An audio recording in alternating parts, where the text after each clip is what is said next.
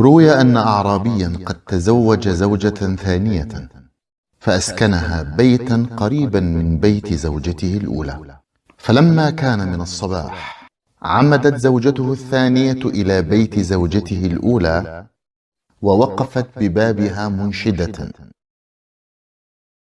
وما تستوي الرجلان، رجل صحيحة ورجل رمى فيها الزمان فشلت.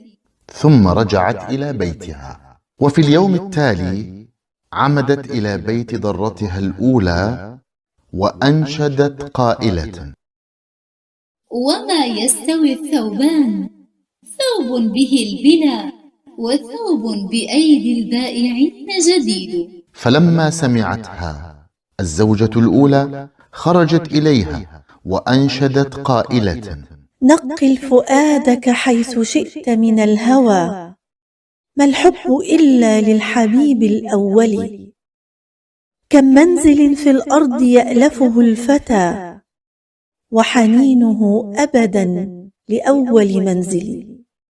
فما عادت الزوجة الثانية إليها بعد.